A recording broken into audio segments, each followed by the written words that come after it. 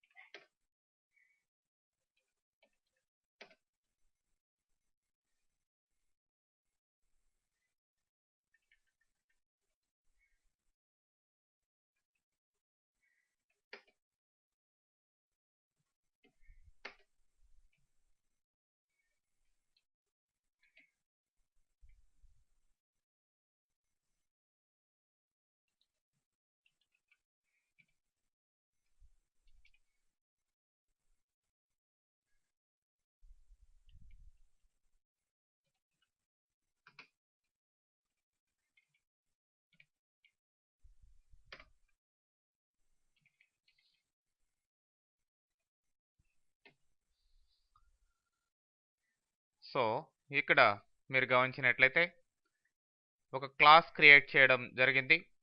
ఈ క్లాస్ లోపల ఐజేకే అనే 3 వేరియబుల్స్ డిక్లేర్ చేసాం, లేదంటే 3 డేటా మెంబర్స్ డిక్లేర్ చేసాం. మరి ఇక్కడ ఫంక్షన్ ఒకటి క్రియేట్ చేశాను, యాడ్ అనే ఫంక్షన్. దీనికి ఒక పారామీటరే ఇవ్వడం జరిగింది, ఐ అనే parameter. Return I, just I value return చేస్తుంది.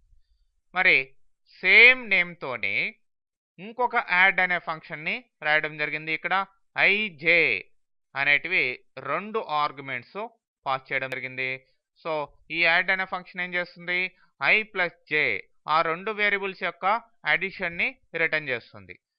మళ్ళీ మూడో ఫంక్షన్ క్రియేట్ చేసాం, యాడ్ అనే దాన్ని. ఇక్కడ ఐజేకే 3 పారామీటర్స్ ఇక్కడ పాస్ చేయడం జరిగింది.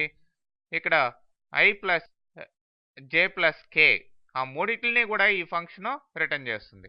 సో మూడిటికి పేరు ఒకటే, బట్ అయితే పారామీటర్స్ ఇక్కడ మారాయి. ఇంటిజర్ పారామీటర్సే కావచ్చు, లేదంటే డిఫరెంట్ డేటా టైప్స్ సంబంధించిన పారామీటర్స్ కూడా మీరు పెట్టుకోవచ్చు అనమాట. దాన్ని బట్టి కూడా అక్కడ కాలింగ్ పోర్షన్లో మారుతుంది. చూడండి, ఇక్కడ కాల్ చేసేటప్పుడు ఈ క్లాస్ 1 అనే దానికి ఒక ఆబ్జెక్ట్ని తీసుకోవడం జరిగింది. ఇది ఆబ్జెక్ట్ 2 అనేది 2.add అన్నాం, సింగిల్ పారామీటర్ ఇక్కడ ఇచ్చాం కాబట్టి ఫస్ట్ ఫంక్షన్ కాల్ అవుతుంది. తర్వాత 2 పారామీటర్స్ ఇచ్చాం కాబట్టి ఈ సెకండ్ ఫంక్షన్ కాల్ అవుతుంది. తర్వాత 3 పారామీటర్స్ ఇచ్చాం కాబట్టి ఈ థర్డ్ ఫంక్షన్ కాల్ అవుతుంది. అంటే మీరు ఇక్కడ ఎన్ని పారామీటర్స్ ఇచ్చారు, లేదంటే ఎలాంటి డేటా టైప్ గల పారామీటర్స్ ఇచ్చారు అనే దాన్ని బట్టి ఇక్కడ కరెస్పాండింగ్ ఫంక్షన్ అనేది కాల్ అవుతుంది. ఫంక్షన్ పేరు ఒకటే బట్ డిఫరెంట్ యాక్షన్స్. ఈ విధంగా పాలిమార్ఫిజంలో మీకు సింగిల్ ఫంక్షన్ నేమ్కి డిఫరెంట్ యాక్షన్స్ ఇవ్వగలిగే ఫెసిలిటీ ఉంది. చూడండి రిజల్ట్.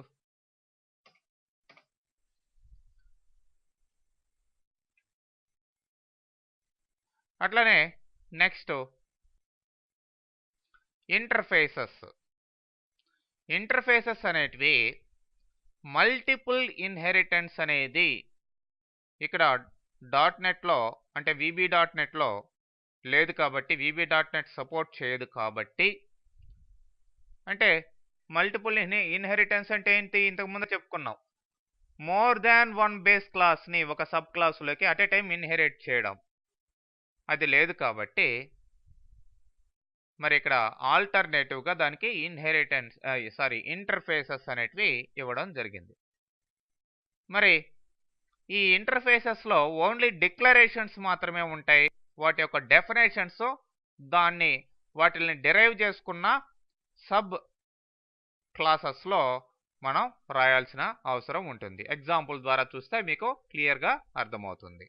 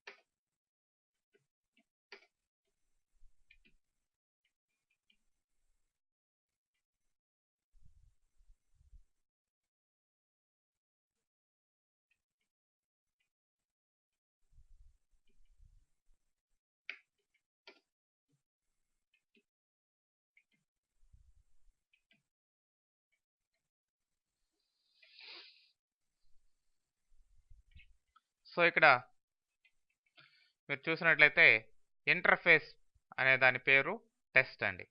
దీంట్లో ఒక సబ్ ప్రొసీజర్ని డిక్లేర్ చేశాను. ఇక్కడ కోడ్ ఏమీ రాయలేదు. అట్లనే ఒక ఫంక్షన్ని మల్టిప్లై అనే ఫంక్షన్ని ఇక్కడ డిక్లేర్ చేసాం. సో ఇక్కడ దాకా ఇంటర్ఫేస్ అయిపోయింది. మరి ఈ ఇంటర్ఫేస్లో ఉన్న ఈ యొక్క సబ్కి మల్టిప్లైకి కూడా మీరు క్లాసెస్లో ఇంప్లిమెంట్ చేయాలి. ఇంప్లిమెంట్స్ అనే కీవర్డ్ ద్వారా ఒక ఇంటర్ఫేస్ని ఒక క్లాస్కి అసైన్ చేస్తూ దాన్ని ఇంప్లిమెంట్ చేయొచ్చు. మరి ఇక్కడ క్లాస్ 1లోకి దీన్ని ఈ టెస్ట్ అనే ఇంటర్ఫేస్ని ఇంప్లిమెంట్ చేశాను. ఇక్కడ ఐ జేలు తీసుకున్నాను. ఈ రెండింటికి కూడా వాల్యూస్ ఇవ్వడం జరిగింది. పైన ఉన్న డిస్ప్ అనే ఫంక్షన్ని ఇక్కడ ఇంప్లిమెంట్ చేస్తున్నాం. చూడండి, సబ్ డిస్ప్ ఇంప్లిమెంట్ టెస్ట్ డాట్ డిస్ప్ అన్నాం. పైన ఉన్న టెస్ట్ డాట్ డిస్ప్లో ఉన్న ఇంటర్ఫేస్ని ఇక్కడ ఇంప్లిమెంట్ చేస్తున్నాం. జస్ట్ ఐజేలని సమ్ చేసి ఇక్కడ డిస్ప్లే చేస్తున్నాం. అట్లనే మల్టిప్లైని కూడా ఇక్కడ ఇంప్లిమెంట్ చేస్తున్నాం. టెస్ట్ డాట్ మల్టిప్లైని ఇక్కడ ఇంప్లిమెంట్ చేస్తున్నాం. ఐజేని మల్టిప్లై చేసి డిస్ప్లే చేస్తున్నాం. అట్లనే క్లాస్ 2లో కూడా దీన్ని ఇంప్లిమెంట్ చేస్తున్నాం, ఈ టెస్ట్ అనే ఇంటర్ఫేస్ని. ఓకే, ఇక్కడ కూడా ఏ బీలనే 2 వేరియబుల్స్ తీసుకొని జస్ట్ డిస్ప్లో వేరే విధంగా ఇక్కడ ఇంప్లిమెంట్ చేస్తున్నాం అన్నమాట. పైన ఇక్కడ డిస్ప్లే ఏమో I+J అని ఇచ్చాము. ఇక్కడ డిస్ప్లే ఏమో జస్ట్ మెసేజ్ ఇవ్వడం జరిగింది. అట్లనే మల్టిప్లైని కూడా ఇక్కడ ఇంప్లిమెంట్ చేస్తున్నాం క్లాస్ 2లో. A ఇంటూ బి అని ఇచ్చి ఏ బీలని మల్టిప్లై చేసి డిస్ప్లే చేస్తున్నాం. ఓకే, సో ఆ విధంగా పైన ఉన్న ఇంటర్ఫేస్లో ఉన్న ఈ డిస్ప్ మల్టిప్లై అనే ఈ 2 మెథడ్స్కి క్లాస్ 1లో ఒక విధంగాను క్లాస్ 2లో ఒక విధంగాను మల్టిప్లై చేసాం. ఇండైరెక్ట్గా ఇక్కడ కూడా పాలిమార్ఫిజం టెక్నిక్ మీకు రావడం జరిగింది. అట్లనే మల్టిపుల్ ఇన్హెరిటెన్స్ కూడా ఇక్కడ పెట్టుకోవచ్చండి. అంటే అట్ ఎ టైం ఈ టెస్ట్ అనే ఈ యొక్క ఇంటర్ఫేస్నే కాకుండా నెంబర్ ఆఫ్ ఇంటర్ఫేసెస్ని క్రియేట్ చేసి ఒకే క్లాసులోకి మీరు ఇంప్లిమెంట్ చేసుకునే అవకాశం ఉంటుందండి. ఓకే, ఇదేమో క్లాస్ 1లో వచ్చిన సమ్. అట్లనే